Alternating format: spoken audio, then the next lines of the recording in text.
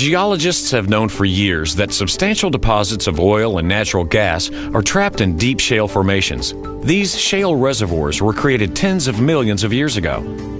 Around the world today, with modern horizontal drilling techniques and hydraulic fracturing, the trapped oil and natural gas in these shale reservoirs is being safely and efficiently produced, gathered, and distributed to customers. Let's look at the drilling and completion process of a typical oil and natural gas well. Shale reservoirs are usually 1 mile or more below the surface, well below any underground source of drinking water, which is typically no more than 300 to 1,000 feet below the surface. Additionally, steel pipes, called casing, cemented in place, provide a multi-layered barrier to protect freshwater aquifers. During the past 60 years, the oil and gas industry has conducted fracture stimulations in over 1 million wells worldwide. The initial steps are the same as for any conventional well. A hole is drilled straight down using freshwater-based fluids, which cools the drill bit, carries the rock cuttings back to the surface, and stabilizes the wall of the well bore. Once the hole extends below the deepest freshwater aquifer, the drill pipe is removed and replaced with steel pipe, called surface casing. Next, cement is pumped down the casing. When it reaches the bottom, it is pumped down and then back up between the casing and the borehole wall, creating an impermeable additional protective barrier between the well bore and any freshwater sources.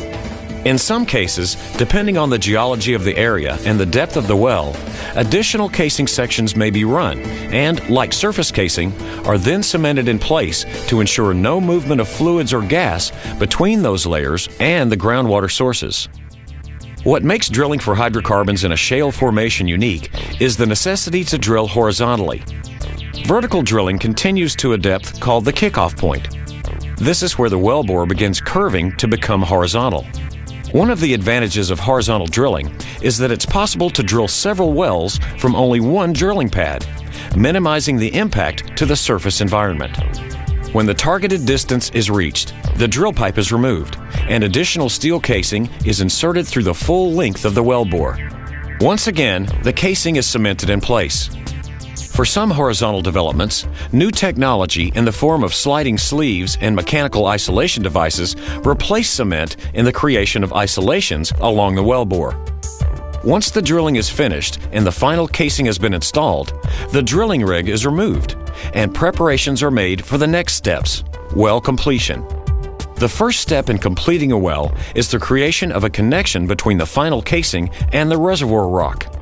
This consists of lowering a specialized tool called a perforating gun, which is equipped with shaped explosive charges, down to the rock layer containing oil or natural gas. This perforating gun is then fired, which creates holes through the casing, cement, and into the target rock. These perforating holes connect the reservoir and the wellbore. Since these perforations are only a few inches long and are performed more than a mile underground, the entire process is imperceptible on the surface. The perforation gun is then removed in preparation for the next step, hydraulic fracturing. The process consists of pumping a mixture of mostly water and sand, plus a few chemicals, under controlled conditions into deep underground reservoir formations. The chemicals are generally for lubrication, to keep bacteria from forming, and help carry the sand. These chemicals typically range in concentrations from 0.1 to 0.5% by volume and help to improve the performance of the stimulation. This stimulation fluid is sent to trucks that pump the fluid into the wellbore and out through the perforations that were noted earlier. This process creates fractures in the oil and gas reservoir rock. The sand in the frac fluid remains in these fractures in the rock and keeps them open when the pump pressure is relieved. This allows the previously trapped oil or natural gas to flow to the wellbore more easily. This initial stimulation segment is then isolated with a specially designed plug, and the perforating guns are used to perforate the next stage. This stage is then hydraulically fractured in the same manner. This process is repeated along the entire horizontal section of the well, which can extend several miles. Once the stimulation is complete, the isolation plugs are drilled out and production begins.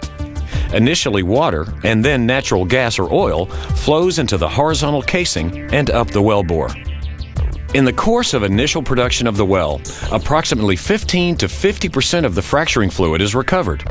This fluid is either recycled to be used on other fracturing operations or safely disposed of according to government regulations. The whole process of developing a well typically takes from 3 to 5 months, a few weeks to prepare the site, 4 to 6 weeks to drill the well, and then 1 to 3 months of completion activities, which includes 1 to 7 days of stimulation. But this 3 to 5 month investment can result in a well that will produce oil or natural gas for 20 to 40 years or more. When all of the oil or natural gas that can be recovered economically from a reservoir has been produced, work begins to return the land to the way it was before the drilling operations commenced. Wells will be filled with cement and pipes cut off 3 to 6 feet below ground level. All surface equipment will be removed, and all pads will be filled in with dirt or replanted. The land can then be used again by the landowner for other activities, and there will be virtually no visual signs that a well was once there. Today, hydraulic fracturing has become an increasingly important technique for producing oil and natural gas in places where the hydrocarbons were previously inaccessible.